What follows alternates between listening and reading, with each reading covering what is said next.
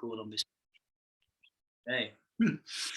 So, hi, hello, welcome back to Talking Therapy. And today I'm very excited to have Diana Guest here from California, I believe, who's a bioenergetic therapist and has actually recently just written this great little book that I've just been reading with some awesome exercises in it, Becoming Grounded.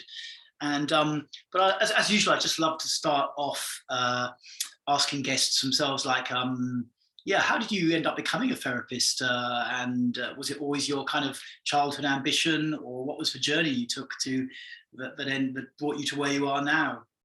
Yeah, not at all. I mean, I never even crossed my mind. I grew up in Nebraska, right in the middle of the country, and my aspirations were to be an interior designer. And so that's what I was doing. And I was married and I was divorced and I moved to California. Another thing that never occurred to me that I'd ever live in California. It just wasn't on my radar, you know.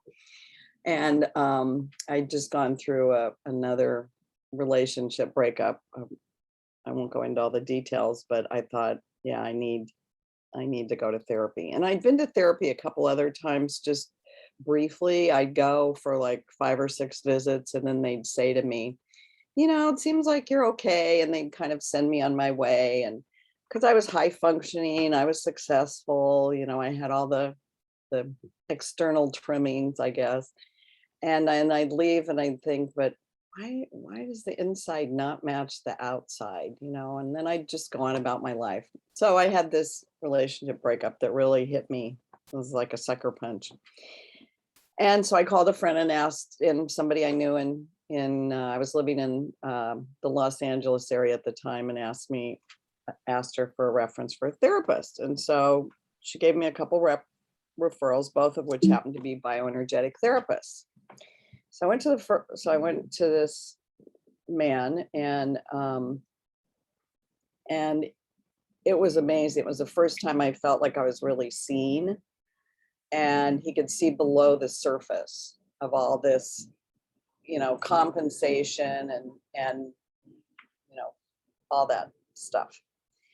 And so this was in 85, I think 1985 was when I started to be involved with bioenergetics. And it had such a profound effect on me. It changed my life in so many ways.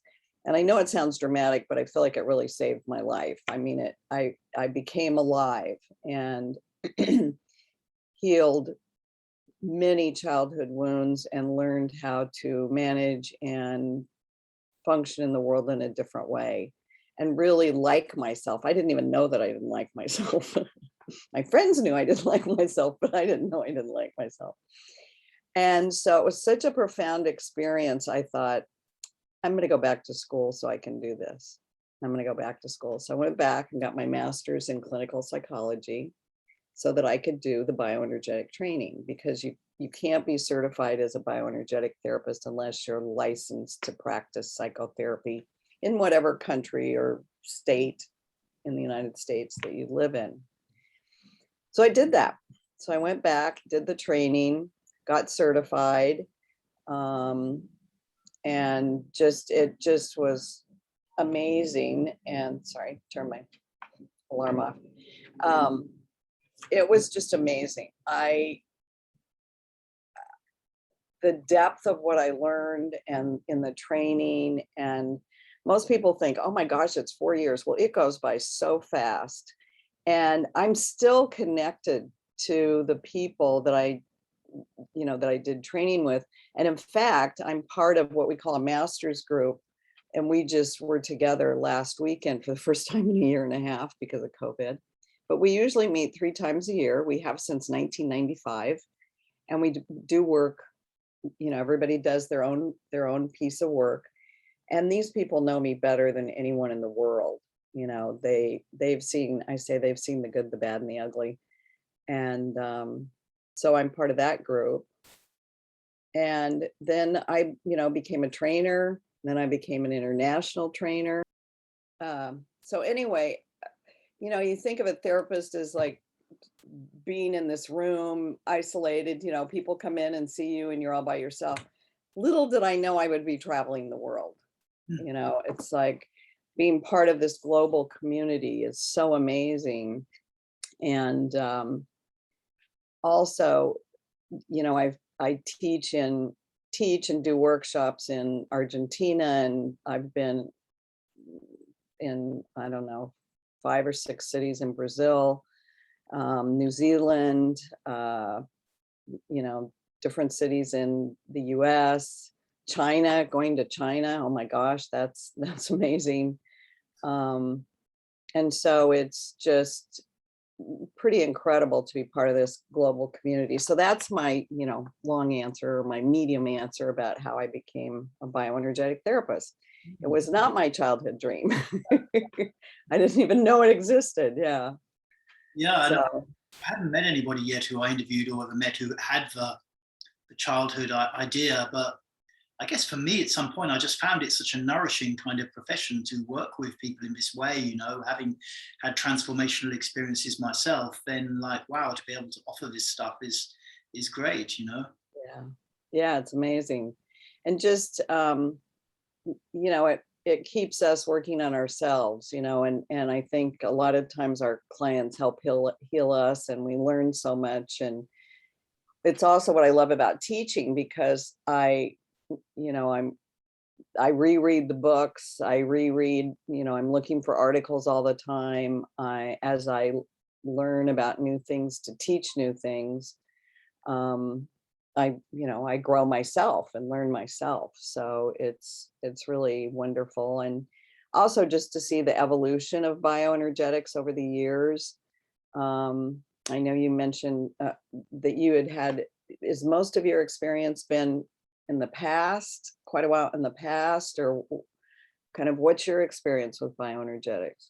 I mean, actually, my life was like a mess until I was about 35, 40, and I started Mhm. impulse to change. I came from a very traumatized background, and then I was in London and I started to look for therapy and therapists. I knew nothing about it. And Mhm. I ended up quite connected with a lot of the Osho groups that were going around then, Oh, the Bhagwan guy. And this was in the late 90s, early 2000s. It was sometime after he departed, but there were a lot of therapists around that scene. And I actually did some bioenergetics with a guy. I'm not sure if you're IIBA, I guess. That's your. right. Well, with a chap called Guy Gladstone, who was a good guy in the Open Centre in London. I'm not sure if he was IIBA trained, but he was doing bio and some group therapy sessions, and that was quite good. But I felt I was just too armored at the time, and it was going to take a long time to get through. So I was pursuing more the Osho people, and I came across this guy called Varesh, who was like a little American guy, black American guy from New York originally, former drug user, and he'd set up his own community in Holland called the Humaniversity. And when I met this guy, I thought, because I was quite street level and had a background of crime and drugs, and I'd been adopted and mixed race and all of this kind of thing. And I thought, this guy, you cannot lie to this guy. He's really, he knows the bullshit. So most of the therapists I'd had experience of before were quite nice people, kind of middle class, read nice newspapers and live in a good part of town. And this guy was like much more full on, and I thought, I'm going to jump in and do this guy. He was doing this 4-year training, and I jumped into, I did a year of that, and then I signed up to do more. And on some, there'd be these 1-month intensives you had to go to Holland to do, and and you'd hardly ever sleep, and it was tons of screaming and shouting, a lot of primal work, and a lot of encounter therapy, endless judgments, working with sexuality a lot of the time, not so much sleep. And bioenergetics was a small component of that, was a component anyway, but not such a small. But that was coming mostly from some people in Brazil, in a center in the south, in Porto Alegre. And I don't think they were IIBA related at all. I think there's Well, Osho's not, but Osho is huge in Brazil. yeah, Huge in yeah. Brazil.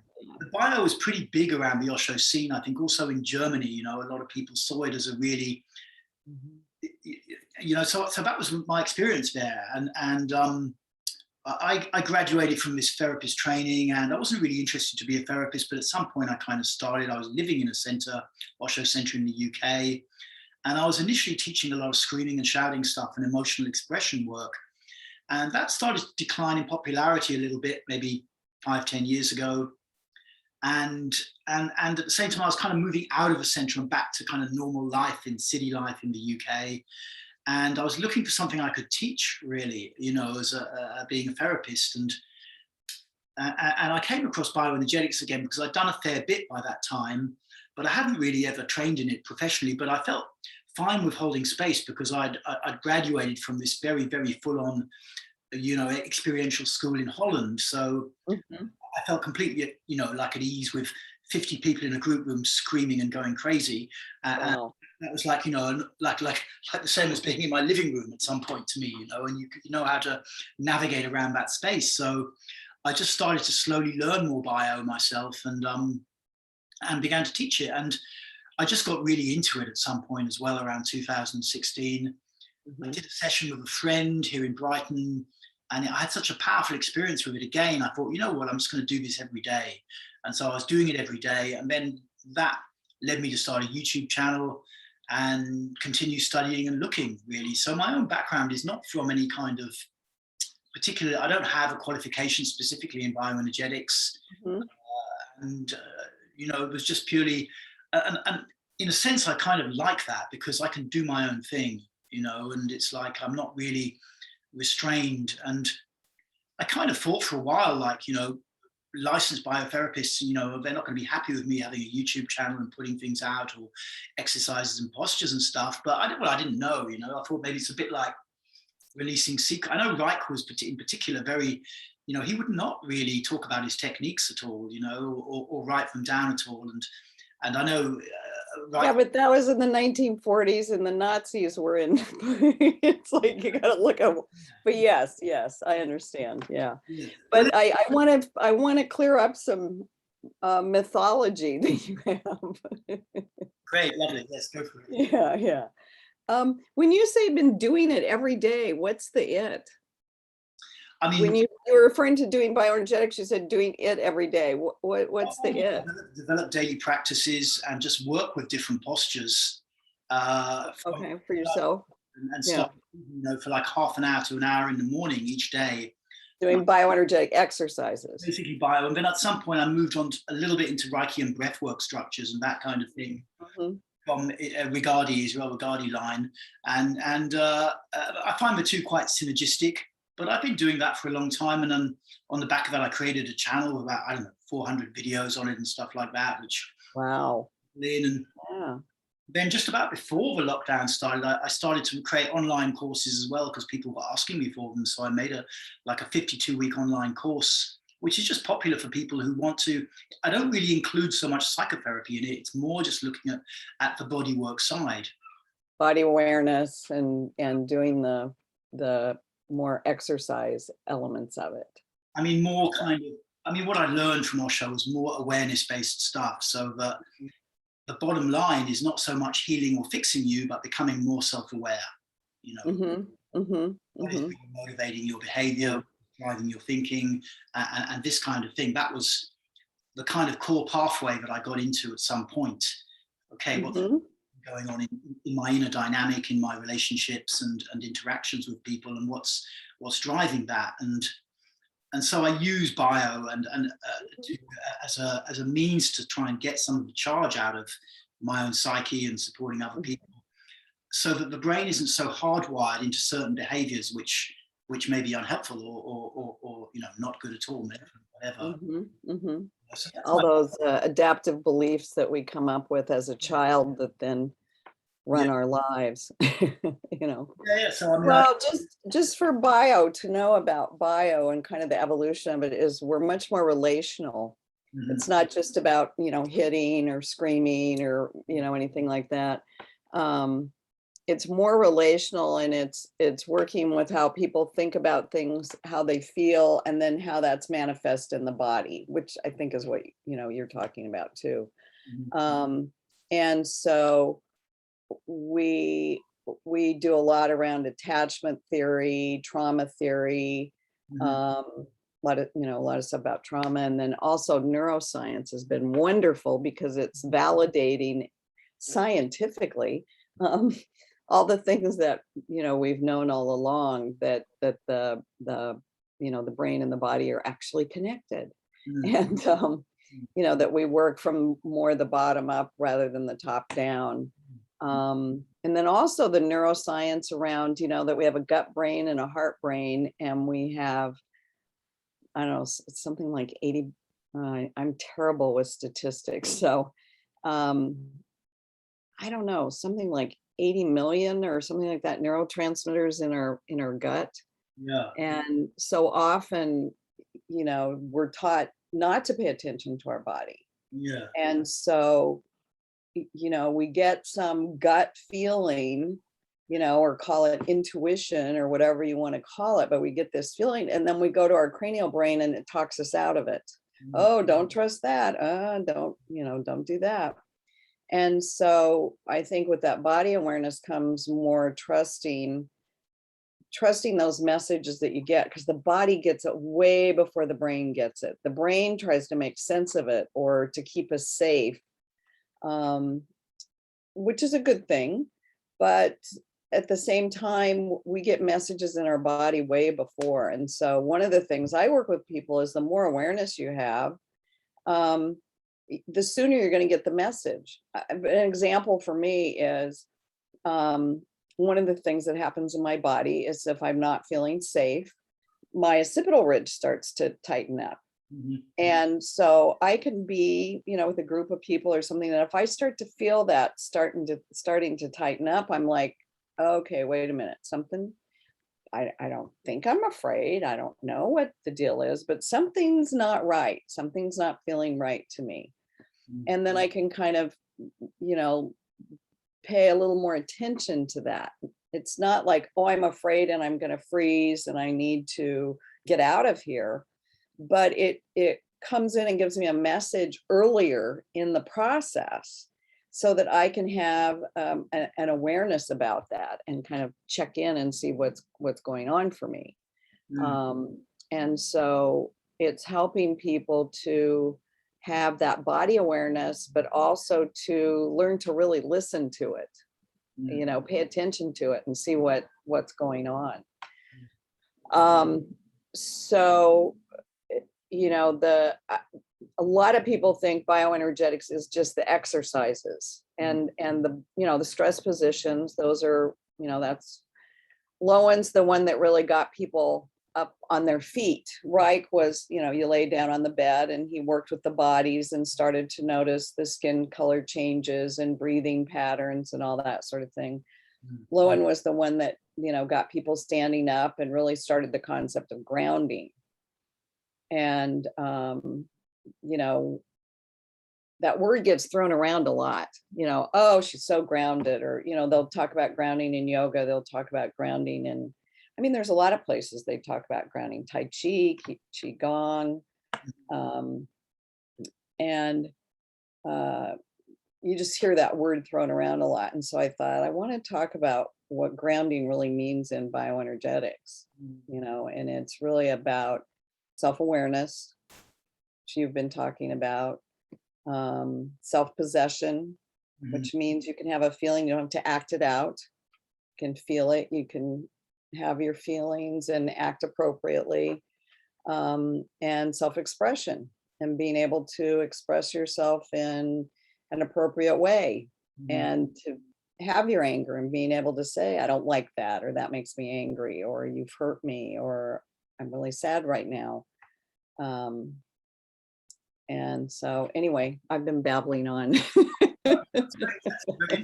Very interesting to hear you, and quite inspiring, because I must admit I was not really, you know, I had a very limited having done bio, and then there was a few of us and a few others in my peer group who were more into bio than me, coming out of the Osho scene. Uh-huh. Going to some low end groups in the UK, and they were kind of dismissive of them, and I never went to one. And it's kind of, the scene over here has dissipated a bit, so it's really interesting to hear someone actually speak about what the IIBA is up to. You know, I find it inspiring. You know, definitely. I mean, did you, Yeah. Alexander Lowen himself? Were you trained by him at all, I or wasn't trained by him, but yes, I did meet him on a number of occasions and danced with him a couple times. And um, I think when I first met him, he was in his 80s, Mhm. and just amazing man. And um, he could read the body so well. And I think that's one of the big changes. Bioenergetics came out of the psychoanalytic group, Yeah, as Reich did and Lowen did. And that was more of a what we call a one person, therapy, where the therapist is sort of the all knowing and can see, and oh, this is what's wrong with you and this is what you need to do. yeah, And Lowen could read the body, and it was incredible. yeah, Well, now it's much more collaborative. It's like you invite people, we watch the body, we see what happens. We see somebody might make a movement, we might have them exaggerate it. What is that saying? It's more of a two-person model, where the therapist is actively engaged with the client and the client's actively engaged with the therapist. yeah. Um, and so the other thing is about bioenergetics. I'm trying to remember how many countries we're in. I think it's somewhere in the 30s. Mhm. We're in Russia and Poland and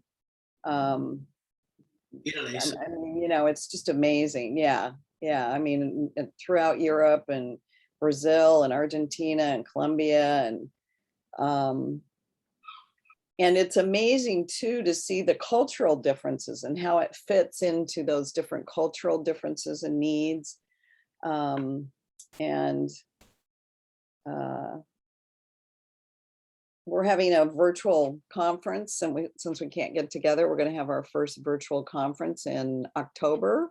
If you're interested in going, you can go to the IIBA website, which is bioenergetic-therapy.com, Mhm. and sign up for the conference. It's October 15th, 16th, and 17th. Wow. Very reasonably priced. Okay. And you'll get to hear keynote speakers. And there's one afternoon where you'll be able to go to workshops where you can sign up for a workshop that you want to go to. I'm going to be on a panel on the last day on Sunday about bioenergetics today. Mhm. And anyway, I can't remember what your first question or what that was. I Just I talking just kind of took off. but it's interesting to hear because I had not, here in the UK, there's not very much now with Right. based There stuff. isn't. And there's some guys who Gerda Boyson was like a Reichian therapist Mhm. way some 10, 15 years ago, I think, and her organization is still going, body-centered psychotherapy, something like that. Right. But apart from that, there's not so much. I think I'm interviewing someone from there, and I do have this sense, like you're saying, therapy is changing. Basically, it's changing, and the old kind of therapist is God model, which has its uses, and in the group room, Sure. Sure.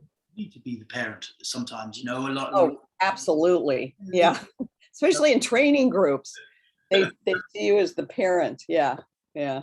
You need to do that, but it's changing, and it's like it's kind of interesting to see, what emerges from it all, and how much, because also at the same time, we are as a culture, as I see it, becoming more dissociated.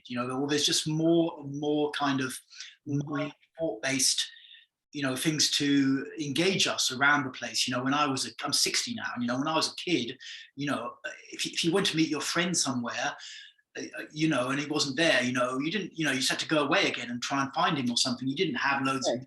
you were bored as a teenager. I was bored a lot of the time, that was like, whether that's a good or bad experience. Teenagers these days don't usually have that experience. It's like, there's so much for their minds to do. The question is, will that have an ongoing negative effect on health over time? Mm. And will there be a surge of interest in more body-based practices? I think there is a surge of interest in certain fields, but I haven't felt it so much from the kind of medical orthodoxy so much yet. But I don't know. A little bit maybe with mindfulness practices, but I don't know. It's like, Well, it's interesting because the neuroscience, psychoanalysis now is talking about the importance of the body. I think there's more awareness of paying attention to the body, but I don't know that there are a lot of people that actually work with the body. They talk about the body, they'll talk about, be mindfully aware of your body. But I mean, neuroscience is helping, and there is more of a an interest. I think people like the idea of having body awareness, but maybe the reality of going through that and really waking oneself up, you know, in the body, it's not easy, and it's not, a lot of times it's not particularly fun. You know, we have to feel all that we've tried to bury. Yeah. And so it's kind of a mixed thing. You know, and a lot of people say, gee, I've never heard of bioenergetics. I'm like, yeah, it's the best kept secret, you know. I mean, and people are shocked when I say, oh yeah, we've been around since the 1950s. In fact, the Southern California Institute for Bioenergetics, we're celebrating next year, will have been here for 50 years. Wow. And I think the other problem is this is such an in-depth training. Everybody want everything right now. There's no delayed gratification. I mean, you can watch, I mean, even now, everything's like, oh, I don't know how it is in the UK, but in the US now, everything is like, oh, get this streaming channel, get this streaming channel. You can watch whatever you want, whenever you want. You don't ever have to wait. And we can binge watch a program. We don't have to wait till next week for the next episode. So there's this sense that we want, you know, everybody wants everything right now. We don't want to have to wait for anything. So it's tricky. It's tricky, you know, and also there's a lot of other programs that are body-based where you don't have to be a therapist. You know, people say, oh, well, so-and-so, they've got like 50 people in a training. Well, first of all, we wouldn't do a training with 50 people because there's a lot of personal attention. I mean, for me to even do a training with 18 people, for me to hold that space and to teach them and to give them the personal attention, that's a lot of psyches to hold. You know, when you're doing really, really deep work, you know, you can do that. I mean, I've done, sorry, airplane. You know, I've done an integration of instinctive meditation and bioenergetics in Argentina, and I think I had 60 people, and I had 4 people assisting me. So it's interesting that it's a little harder. We're finding it harder to get people into the training because you have to be licensed by well, here in California, you have to be licensed to do or be an intern working under someone that will allow you to do bioenergetics by the 3rd year of the training, because that's the clinical phase. That's when we start, you know, working on transference and countertransference and that sort of thing. And it's demanding, you know, it's very demanding of the person. You think it's still that? I mean, I know that Reich originally, you know, he demanded that people were an MD, I think, basically. Right. Reichian therapy, orgonomy, you've got to be an MD. And then a way to become an MD or something like this, I seem to recall, so that he could train under Reich. And right. That's exactly right. He went to Switzerland and got his, became a doctor. You think it's still valid to have that kind of demand? But what is the actual, what do you actually need to do? Say someone wants to join the IIBA and go through what is it, like a 3-year or 4-year training, something like that? Yeah. Then what basic qualification do they need to have in order to do that? And do you feel that's still valid? Yes, I do, because it's not an MD. I mean, you could be, I mean, we have people that are, you know, psychiatric nurses. You just have to be licensed to do psychotherapy, be that a psychiatrist, a marriage and family therapist, a social worker, a licensed counselor, you know, just that you're in the scene, basically. Well, and you've got a code of ethics and you've got training behind you. But it's different in each country. You know, it's like the licensing laws here are different than the licensing laws in other countries. So it kind of would depend on what country you went to. I know at one point somebody was interested in getting a training program going in England, because it has been so long. I know in Germany they have a training group that's just people from all over where there aren't training groups, and they go there. And that is, I think, out of Berlin. It's a Heiner Steckel that's running that group. So you do have to have some psychological background, some training in that. So I don't, I can't say what specifically you need to do. If you wanted to do that, it would be, contacting, just even going through the IIBA and contacting the administrative office, and then it probably would go to the teaching chair. I kind of prefer for myself not to be actually by any of these things, which is arguably a trauma reaction in some way. But no, and it's interesting you said you didn't want to be confined, and because you can do your own thing. It's like, well, we all do our own thing. I mean, we integrate other things in bioenergetics. It's not like, oh, you're a bioenergetic therapist, so whatever you do, don't do anything else. People have Gestalt training. People have, I integrate meditation with bio. People do sand tray with bio. People do all kinds of things with bio. It's not a cage. Just so you know, it's not a cage. Totally a cage, but I have clients, I have online stuff going. I can start up group therapy again. It's tricky at the moment because of all the COVID stuff and that. Right. I don't have, I get insurance because of my original group therapist training, so I'm insured. There's not actually a benefit in me becoming a member of another body. I like to see a benefit. I mean, it's nice to have peers and people to talk with and stuff like that, and to feel like you're part of a group. But I also have developed quite a strong personal code of ethics over the years as well, especially around working around the Osho scene, and clear boundaries. So I don't feel I need, so far for me, it's been okay, really. Yeah, you may not need to, but it sounded like you had some curiosity about it. So it's just letting you know. In what but you could go to workshops, you could come to our conferences. You don't have to be a member. Yeah. In the UK again, because another thing is, people like me who are, not a member of any school, we're still very busy because we've got experience. Basically, I know what it's like to be in group therapy for years in the most intense environment probably that's been created in modern history. So it's like I have experience now. If I'd done a clean site PhD, like my ex, for example, or something like that, you don't get any experience of what it's like to be in these very strong emotion-based structures, which give you a grounding to hold space. Right. And that's why the bio training is a postgraduate training, because I went to a training for EMDR. Are you familiar with that? Eye movement? Yeah. And I remember I went to Chicago for it, and I think I was the only person in the room that wasn't a PhD psychologist.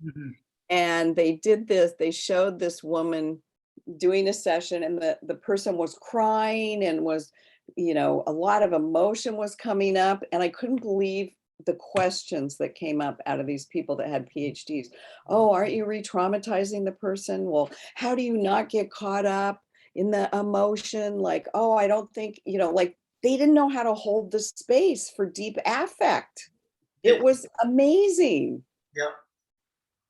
And unfortunately here in the US, everybody, there's all this, cognitive behavioral, it's been science, it's, empirical data. Well, it's self-reporting, and it's okay. You can take empirical data and do all kinds of things with it. It's not the standard or something nowadays, or whatever they like to call it. But I mean, the thing is also, of course, that the other dynamic, even in Reichian terms, is that people who are very developed up here and can get PhDs, it's quite possible they also have a tendency to be a bit more dissociative and actually not very comfortable with deep human emotions. Right. Yeah. I can Yeah, understand, like if you're an engineer, and you're going to build a bridge, people want you to have a proper engineering degree, but the bridge doesn't fall down like they do in some places. right. Yeah, But if you're going to be a therapist, having a lot of a very powerful mind that can write dissertations is not necessarily a primarily useful quality, in the same way that being an engineer would be, and this is not really recognized. So it's left a scene where, because the British are quite dissociated as a race, yeah. and Well, and and that's why we teach people to be therapists from the inside out, not the outside in. yeah, We start with them knowing themselves. We have a requirement of therapy. It's like, because that is what we teach. We teach people how to be with deep affect. I mean, anger, sadness, fear, joy. mm, Don't forget that. Pleasure. Want to make sure we include those. well, You yeah, know, that's it. it's really teaching people from the inside out. Yeah, how to do it, and how to hold space and not freak out yourself. Exactly. Even if you're like, oh my God, not real sure what's happening here, but trust the process. Yeah.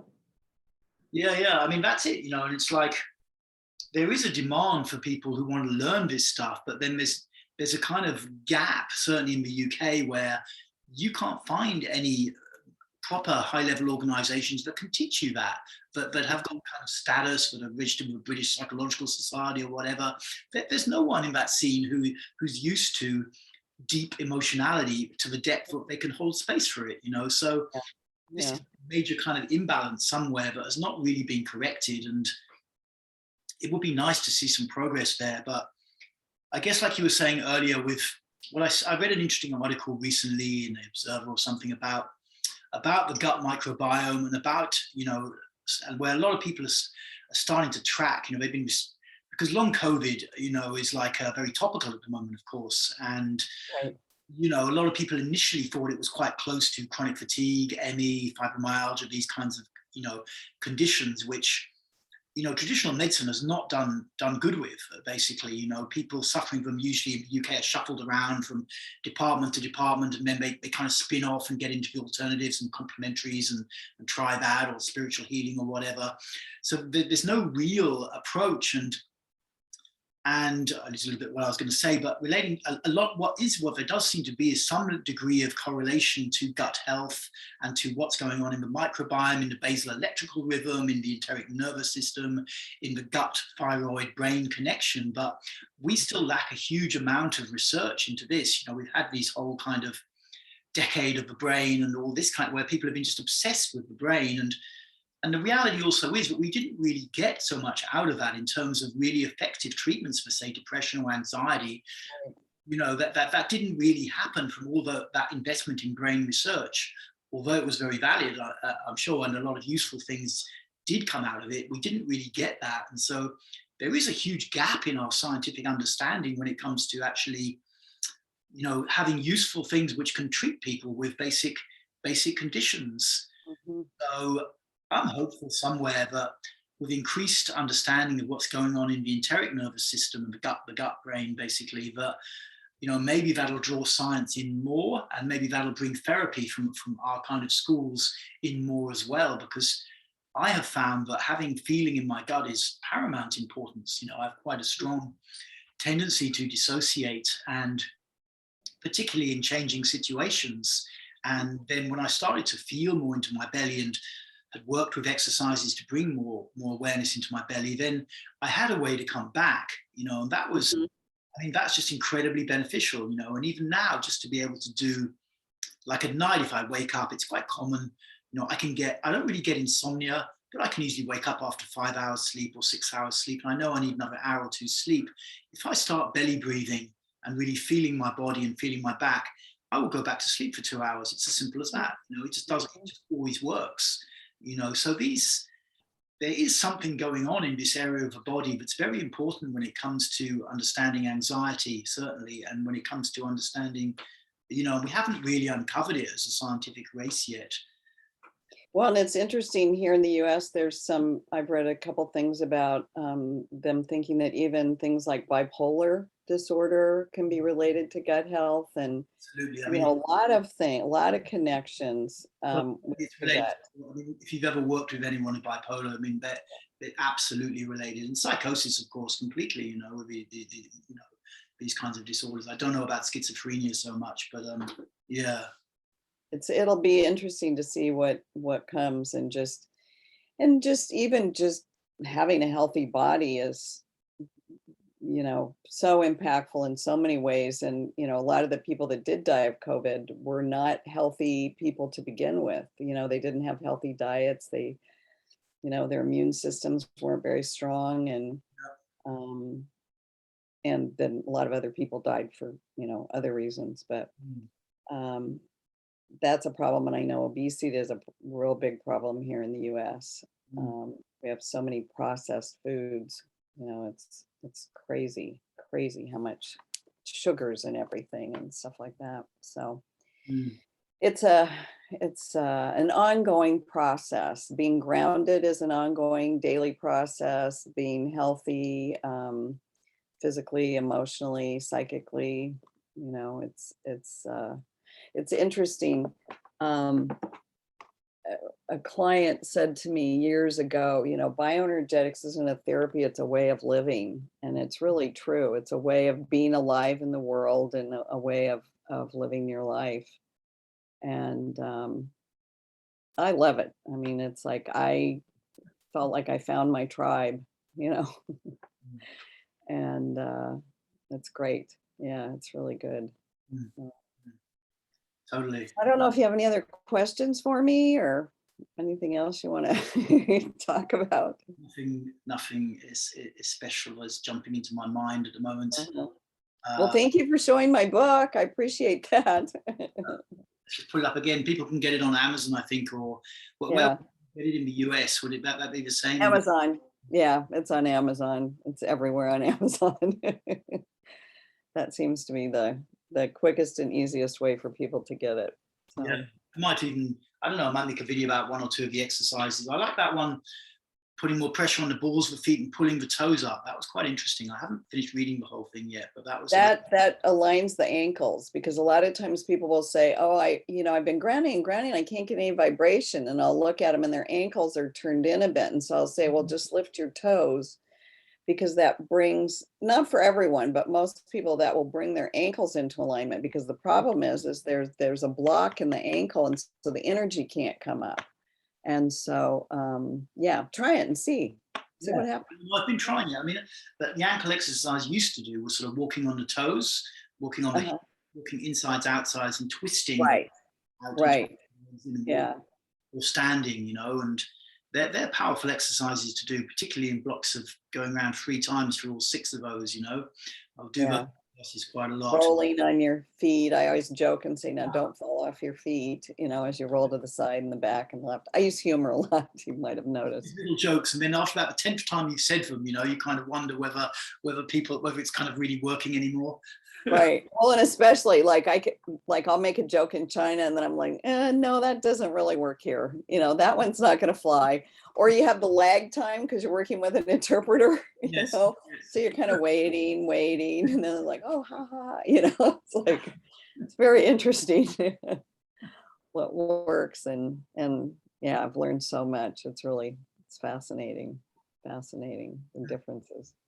But yeah, thanks. Yeah, give them a try. It'd be good. Yeah, let me know what you think.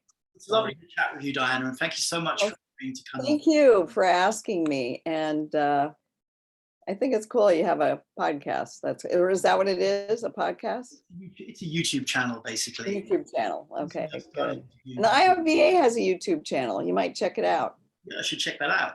You And create so does SCIBA, SCIBA.org. We have a YouTube channel also. in California. Yeah, yeah. We have a YouTube Check as that out. well. I know there's one in Florida, but I didn't know there was one in Southern California. I think that's separate or something. Maybe the Florida one. I'm not sure. I'm sorry, an airplane went over. I didn't hear the last part. I know there's quite a prominent school in Florida. People have been telling me about, but I don't know if it's part of the IIBA or it's a different. It's not anymore. We'd love to have them come back. It's a long story, but the gentleman who's no longer living, had a parting of the ways. Ah, So he, yeah, yeah. yeah. So anyway, well, thank you. Thank you very much. Take care and have a good evening. You too. Okay. Okay. Bye-bye. For now.